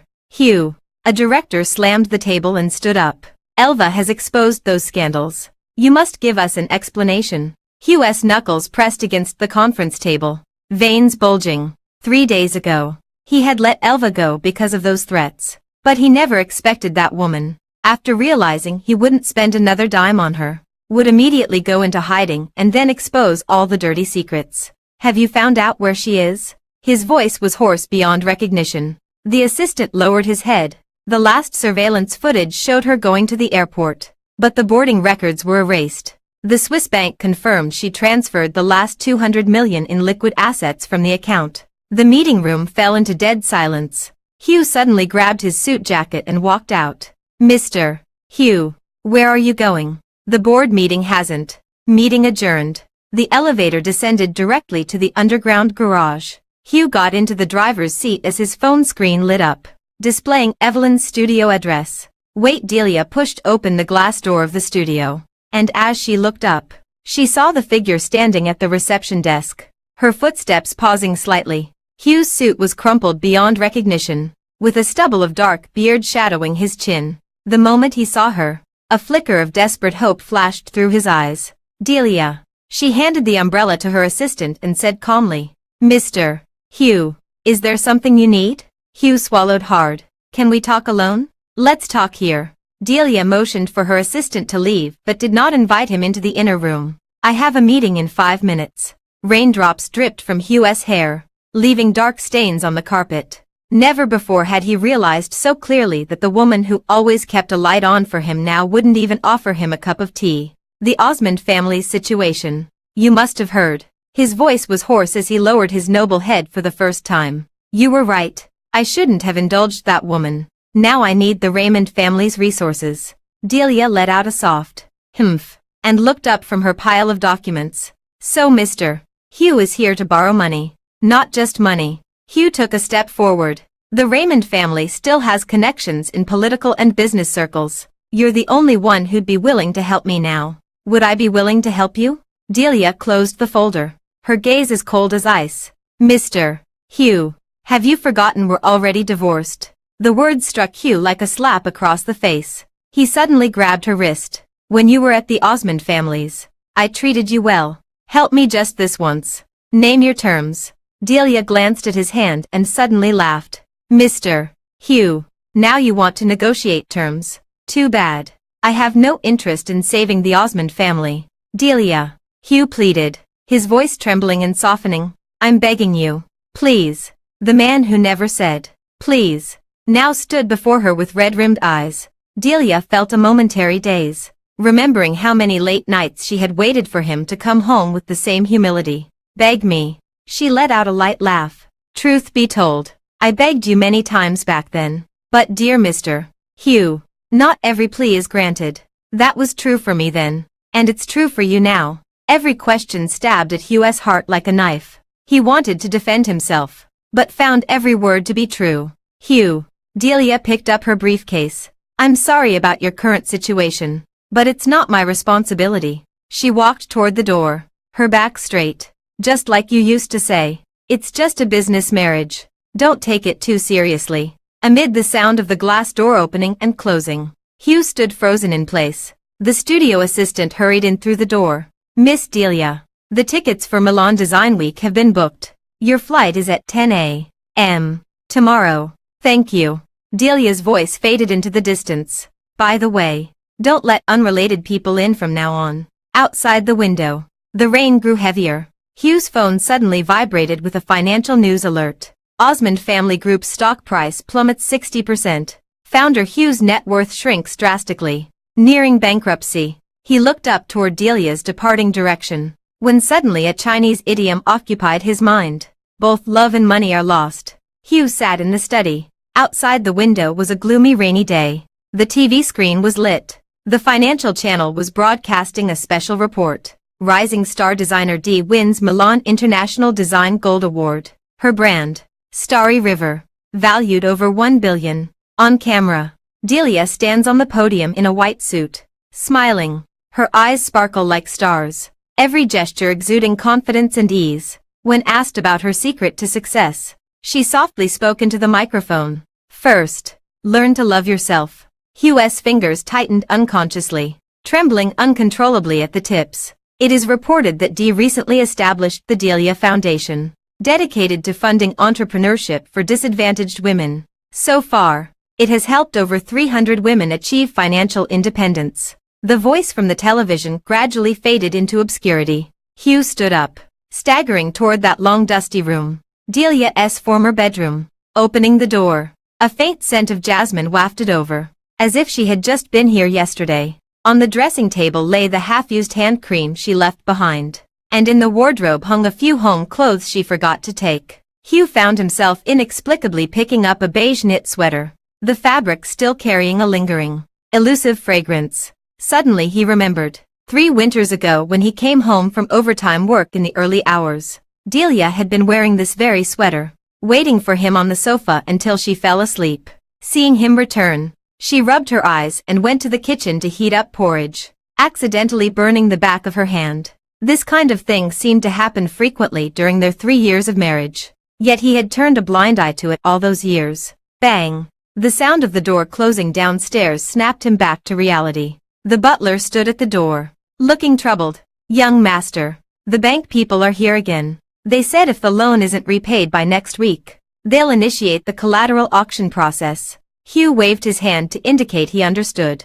After the butler left, he collapsed onto Delia's dressing stool. The mirror reflected a haggard face, sunken eyes, unkempt stubble. Where was the former vigor of the Osmond family's CEO? His phone vibrated. A message from a board member. "Hugh, I've watched you grow up. So out of years of friendship, I'm warning you. The board has passed a resolution to remove you as chairman next week. You're on your own now." Hugh let out a bitter laugh, his gaze falling on the corner of a piece of paper peeking out from the dressing table drawer. He opened the drawer and found a handwritten journal. Delia, her delicate handwriting densely recorded everything about him. March 15th. Hugh had a stomachache. Remember to cook millet porridge every day. May 20th. His allergy season for pollen has arrived. Keep medicine in the car. July 8th. Wedding anniversary. Finally bought the cufflinks he liked. The last page stopped a week before their divorce. Tomorrow is Hugh's birthday. The watch I bought for him has finally arrived. The cake should be Black Forest. He doesn't like things too sweet and is allergic to peanuts. I hope without the birthday parties I prepared, they'll remember. Hugh's vision suddenly blurred. He suddenly remembered that birthday. Delia gave him that watch, which he thoughtlessly threw into the trash in public just to please Elva. Now it occurred to him. The design of that watch was clearly the limited edition he'd casually mentioned liking. A sudden burst of applause came from the television. Hugh looked up and saw Delia being interviewed by international media. A reporter asked, "Ms. Delia, you were once married. Did that experience have any impact on your career?" On camera, Delia smiled slightly and said, "I believe it did affect me. At the very least, that marriage taught me the most important lesson. Never give up yourself for anyone." Hugh slammed the TV shut. In the silent room, only the sound of rain tapping against the window could be heard. He looked at his reflection in the mirror and suddenly remembered Delia's retreating figure on the day she left. Her straight back, resolute steps, without a trace of hesitation. When exactly had she made up her mind to leave? Was it when he didn't hesitate to donate bone marrow? Or when he abandoned her time and again for Elva? Or when she was being unfairly punished by her mother? Outside the window, the rain grew heavier. The circuit in the Osmond family's villa suddenly tripped, plunging the entire room into darkness. Yet Hugh remained motionless, sitting at Delia's dressing table. Only when he raised his hand did he feel the cold liquid on his face in the dark. At last, he understood. The most painful punishment in this world isn't bankruptcy, nor being abandoned by all. It's when you finally wake up to realize that the person who once cherished you as their life has now become someone far beyond your reach. But he didn't want to give up. Clearly she had loved him so much before. How could she abandon him without hesitation over such trivial matters? "Delia, you have a meeting with LVMH Group representatives at 10 a.m. today, and there's a Fashion Week event at 3 p.m. I've prepared all the materials. Do you need anything else?" Delia was about to respond to her assistant when she suddenly stopped, frowning at the familiar figure standing at the reception. Hugh was wearing a crumpled suit, holding 2 cups of coffee, with dark circles under his eyes. The moment he saw her, his dull eyes suddenly lit up. "Delia." He quickened his pace, forcing a smile. "I remember you like lattes with double syrup." Delia's gaze lingered on the coffee cup for a second, her lips curling into a sarcastic smirk. "I do. But isn't that Elva's preference?" Hugh's hand froze mid-air. "What do you want?" Delia signaled her assistant to leave but showed no intention of inviting him in. "I'm in a hurry. I just wanted to talk to you." Hugh pleaded with desperation in his eyes. "Just 10 minutes. Talk about what?" Delia stood with arms crossed. "About how you squandered the last remnants of the Osmond family's fortune. Or about your true love who absconded with the money. But unfortunately, I have no interest in any of this." His Adam's apple bobbed as he suddenly grabbed her wrist. "I know I was wrong. Delia, I came to apologize. Give me another chance, please." Delia abruptly withdrew her hand and let out a cold laugh. "So now Mr. Hugh knows to beg me. What did you say back when I told you there was something wrong with Elva? She looked him up and down, mimicking his tone at the time. Elva is naive. She couldn't possibly do such a thing. Hugh's already pale face instantly drained of all color. I was bewitched back then, but I swear nothing substantial ever happened between us. That's not important to me. Delia turned to leave. Move aside. I'm going to be late. Wait. Hugh stopped her, his words suddenly speeding up. We were so good together before. Why do you only remember the times I treated you badly? Do you remember? That year when you had a fever. I stayed with you all night at the hospital. And on your birthday, I deliberately cancelled a meeting to accompany you. Delia suddenly laughed. A laugh that sent chills down Hugh's spine. The reason you stayed all night at the hospital when I had a fever wasn't because your dear Elva had a cold, was it? You even redirected the doctor who was supposed to see me to her, just because she casually mentioned a chest pain. And that birthday trip. The reason you took me to Paris was because Elva was there. And Paris was never where I wanted to go. You bought the tickets and insisted on using my birthday as an excuse to go. Hugh's lips trembled. His eyes filled with panic. I can be a jerk sometimes, but the kindness I showed you all those years wasn't entirely fake. Kindness. What else? Delia looked down at him coldly. Do you mean giving me the necklace Elva didn't want? Or standing outside her apartment all night on Christmas? Hugh was speechless, only managing to clutch helplessly at the hem of her clothes. But I truly know I was wrong now. I really do love you. Love. Delia abruptly shook him off, stepping back to put distance between them. Hugh, you've only ever loved yourself. The only reason you're groveling now is because the Osmond family needs the Raymond family's connections to save themselves. No. Hugh protested urgently. It's not for the Osmond family. We clearly love each other. Why must you be so stubborn? Delia suddenly picked up the coffee he had set aside and without hesitation splashed it in his face. The brown liquid dripped down his chin onto his expensive suit, drawing a gasp from the receptionist. Are you awake? Delia's voice was as cold as ice. Mr. Hugh, the way you look now is truly disgusting. Hugh sat dazed on the floor, coffee dripping from his eyelashes, watching her resolute departing figure. He suddenly remembered how long ago she had also been splashed with a cup of cold water by him. Back then, her eyes were red, yet she still smiled at him and said, "It's okay." And now, she wouldn't even spare him a glance. The assistant jogged to catch up with Delia ahead. Delia, should we call security? No need. Delia pressed the elevator button without turning her head. Just someone insignificant. On a rainy night in Paris, Hugh huddled on the bed of a cheap hotel in St. Denis. The wallpaper was moldy and peeling, the sheets stained with suspicious marks, while neon lights from outside cast shifting shadows across his pallid face through the grimy window. The phone on the nightstand lit up.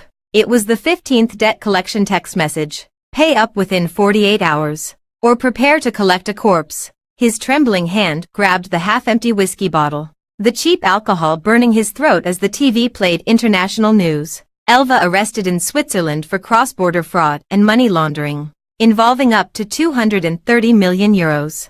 The screen cut to Geneva police station. Elva in handcuffs, her carefully styled curls now a tangled mess. When the reporter pressed about the whereabouts of the embezzled funds, she suddenly screamed at the camera. It was all Hugh's doing. All those project funds passed through his hands. Clatter. The wine bottle slipped from Hugh's grasp, the amber liquid soaking into the carpet. He stared at the distorted face on the screen, suddenly recalling their final confrontation in the office 3 months ago. If anything happens to me, the Osmond family will go down with me. She indeed made it happen. Her phone vibrated with a bank email notification. The shares you mortgaged from the Osmond family have entered liquidation proceedings. This meant the century-old Osmond family would completely lose its surname. A violent kicking sound came from outside the door. Thin surnamed bastard. We know you're in there. The heavily accented curses mingled with the sound of pounding on the door. Open up or we'll burn this damn hotel down. Hugh staggered to his feet, and the figure reflected in the mirror made even himself freeze in shock. With sunken eye sockets and streaks of gray in his hair, the once exquisitely tailored suit worth tens of thousands now reeked of sour sweat. Was this still the Osmond family's CEO who once dominated the business world? Crash. The window shattered suddenly, followed by a torch being hurled inside. Flames instantly licked up the curtains. Hugh grabbed his coat and rushed out the door, colliding head-on with the debt-collecting gangsters in the hallway. The burly leader yanked him by the collar. Running. Why don't you keep running? Several men pinned him against the wall together, the cold blade pressing against his throat. The boss says this is your last chance. The other's alcohol-laden breath was hot against his face. We heard you used to dote on that Lynn woman. Here's the deal. Get back the money you transferred to her and hand it over to us, and we'll spare your life. Hugh suddenly laughed, his voice hoarse. I'm looking for that bitch too. Why don't you try asking at Geneva prison? Anyway, you've already taken every penny I could scrape together. The blade sank deep into flesh, warm blood trickling down in rivulets.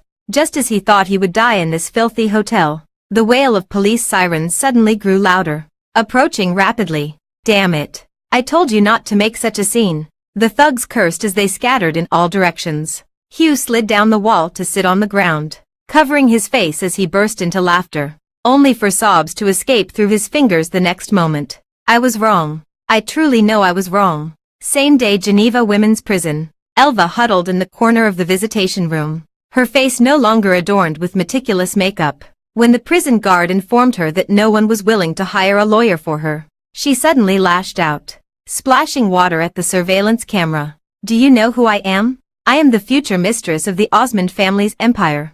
Her screams echoed off the concrete walls. When I get out, I won't let any of you off. The prison guard expressionlessly administered a sedative to her. In the last moment of fading consciousness, Elva vaguely saw a figure in the mirror.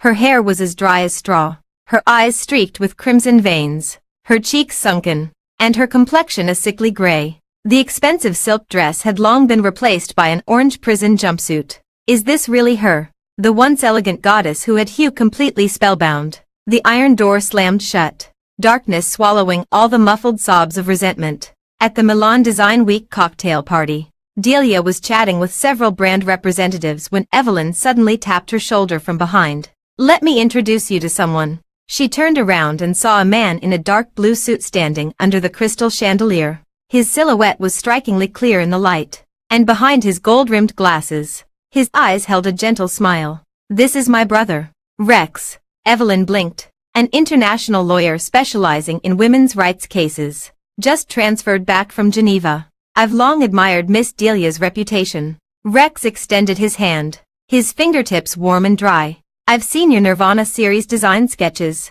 Those shattered and reassembled lines. Truly breathtaking. Delia froze slightly for a moment. In truth, the vast majority of people preferred the Starry River series, with very few favoring the Nirvana series, let alone being able to discern at a glance the hidden metaphors in her designs. Those years crushed by marriage and then reborn. Attorney and also has an interest in design. I simply appreciate beautiful things. He handed her his business card with a smile, his fingertips brushing inadvertently against the scar on the inside of her wrist. A lash mark left years ago in the Osmond family's ancestral hall. Delia instinctively tried to withdraw her hand, but then heard him whisper softly, the direction of this scar resembles the craftsmanship of the engravings in your work. The clamor of the cocktail party suddenly faded into the distance. For the first time in 3 years, someone looked at her scar not with pity or curiosity, but as if admiring a piece of art. 3 months later, Delia stood at the unveiling ceremony of the Delia Foundation. The room was packed with journalists. Rex stood by her side as legal counsel, always stepping in with precise legal terminology to extricate her when she was cornered by tricky questions. Ms. Raymond, rumors suggest you established this foundation to retaliate against your ex-husband. Did you have a hand in the bankruptcy of his company? Delia was about to respond when the microphone was suddenly taken over by a hand with distinct knuckles. The charity law has clear regulations. Rex spoke at a measured pace. The establishment of a foundation requires rigorous review by civil affairs authorities. Are you, as a journalist, questioning the fairness of our judicial system? The questioning reporter was instantly left speechless. After the meeting, Delia found a cup of warm grapefruit tea in the lounge, with a note tucked beneath it. You did great today. Ignore the gossip. I'll always be by your side. Holding the cup, she remembered her assistant mentioning that lawyer and had cancelled an important meeting just to come here this morning. In the misty steam of the tea, She took a serious look at the figure organizing the documents for the first time. Beneath those gentle brows, there was always an air of affirmation toward her. On a late autumn night, Delia was working overtime to revise the design drafts when the office suddenly lost power. "Don't be afraid." Rex's voice came through the darkness. "I have light on my phone." The moment the faint light flickered on, she saw the worried look in his eyes as he gazed at her. "What are you doing here?" "Evelyn said you've been staying up late a lot recently, so I wanted to come check on you." He lifted the thermal container in his hand. "Auntie made some soup. Good for the stomach." Delia suddenly felt her eyes grow warm. There was a time when she, too, would hold soup like this, waiting for someone who would never come home on time. "Rex." For the first time, she called his name earnestly. "Why are you so good to me?" In the darkness, his fingers lightly lifted, then restrainedly lowered. "Because you're worth it. There aren't so many whys." Meanwhile, in a certain sanatorium, the deported and deemed mentally unstable Hugh stared at the two standing side by side in the financial magazine. His fists clenched until they creaked. The small print in the corner of the newspaper stung his eyes. Rex and Galaxy founders' alleged romance exposed.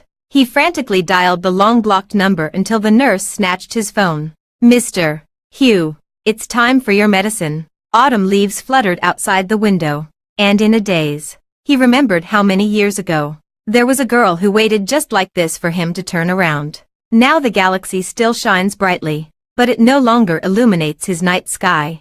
The scent of disinfectant permeated the air in the hospital's intensive care unit. Hugh's mom leaned against the headboard, her bony fingers tracing a photo in the album of Delia just after she married into the Osmond family. Dressed in an elegant cheapao, bending to offer incense to the ancestors in the family shrine. "Madam, Miss Delia has arrived," the butler announced softly. Hugh's mom jerked her head up as the hospital door opened, revealing Delia in a dark green overcoat, her hair coiled in a flawless bun. After some time apart, the submissive look in her eyes had been replaced by composure.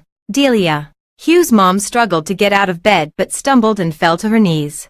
Delia instinctively took half a step forward, then stopped. Hugh's mom grabbed the hem of her clothes while still kneeling, tears rolling down in large drops. "I'm sorry, my child."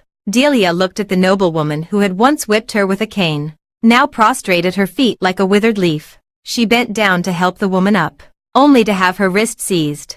"This is the Osmond family's heirloom passed down to the eldest daughter-in-law." Hugh's mom trembled as she slipped a jade bracelet off her own wrist, trying to put it on Delia's. "I was blind not to give it to you back then." The moment the jade touched her skin, Delia suddenly withdrew her hand.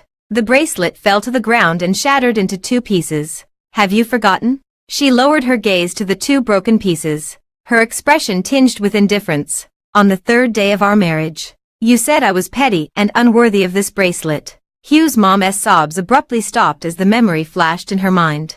That day when she had presented the bracelet to Elva, their guest, in front of the entire family. "It's all that wretched woman's fault," Hugh's mom wailed, clutching at her sleeve. "She deceived Hugh and brought ruin upon the Osmond family." "Do you truly believe that all of this ultimately stems from Elva?" Delia interrupted. "But can you honestly claim ignorance of everything? Wasn't it you who silently allowed all of this to happen?" Hugh's mom gasped heavily, avoiding the topic as she pulled out a document from under the pillow. "This is the Osmond family's final 5% of shares, as long as you're willing to help Hugh. So this is your real goal, isn't it?" She pushed the document back and shook her head. "You begged me with your life to come see you. But in truth, you wanted me to feel pity when I saw your miserable state and then help you, didn't you? Unfortunately, the Osmond family's hole is too deep. I won't take on this mess." "No, that's not," Hugh's mom said with reddened eyes. "Delia, after all, you were once husband and wife. After all these years, do you truly have no heart at all? Don't you know best whether I have or not?" Delia straightened her coat and turned to leave. "I've already settled the medical bills. Consider it thanks for your 3 years of care. Enough, don't you think?" Hugh's mom felt a strong metallic taste rise in the back of her throat. Suppressing it, she grabbed Delia's bag strap. "Delia, I'm begging you as your mother. At least go see Hugh." "There's no need." As she closed the door, she heard the long beep of the monitor inside. The medical staff rushed over in haste. She took 2 steps back but ultimately did not turn around. Early the next morning, Hugh's mom passed away, and the news reached her ears. Delia, do you want to go see? Rex handed a cup of hot tea to Delia and said, if you want, I can go with you.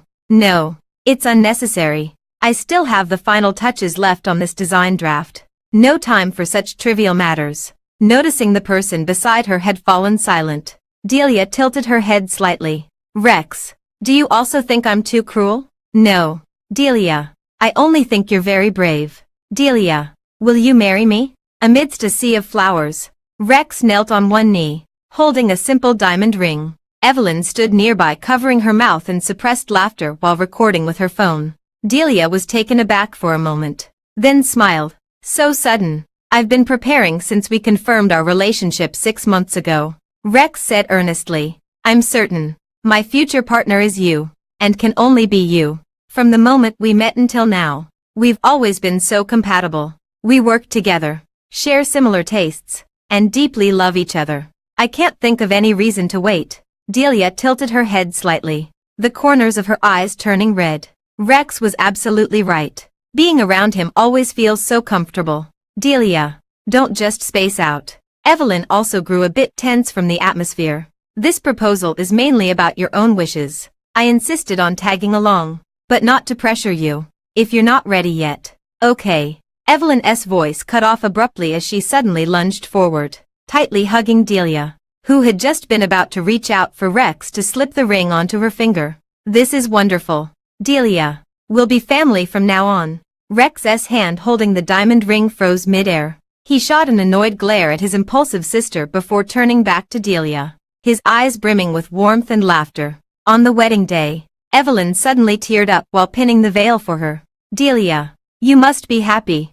Delia burst into laughter, though her eyes also reddened slightly, misted with a faint haze. What? You don't trust me marrying your brother? I'm just too happy. When the organ played the wedding march, she noticed Rex's fingers trembling slightly at the altar. When the priest asked, do you take? He blurted out, I do, so quickly that it sent the guests into fits of laughter. During the bouquet toss, Delia purposely threw it backward with a flourish. The bouquet arced through the air, grazing the last row of church pillars where a hunched figure in a hat and mask scrambled to dodge. What's wrong? Rex followed her gaze. Nothing. Delia stood on tiptoe and kissed the groom. I was mistaken. A few days later, at a sanatorium in the suburbs. Mr. Hugh, your account balance is insufficient. The nurse handed him a bill. If payment isn't made by tomorrow, we'll have to ask you to leave. Hugh took the bill numbly. Ever since the Osmond family went bankrupt and his mother passed away, he had been living here. Once a business elite, he could no longer afford even the most basic medical care. As he dragged his suitcase out of the sanatorium gate, the financial news was playing on the large screen by the street. The creator of the Starry River series, Delia, recently announced her marriage with great fanfare, driving the company's valuation to new heights. On the screen, Delia beamed radiantly, her diamond ring sparkling, while the man beside her gently held her waist. They looked so perfect together. Hugh stood frozen on the street, the rain soaking his clothes. He remembered how long ago Delia had smiled at him the same way, but he had never cherished it. Rain mixed with tears streamed down his face. Hugh knew that the Delia who had once loved him deeply had now truly found her own happiness, and he had forever lost the one who loved him most.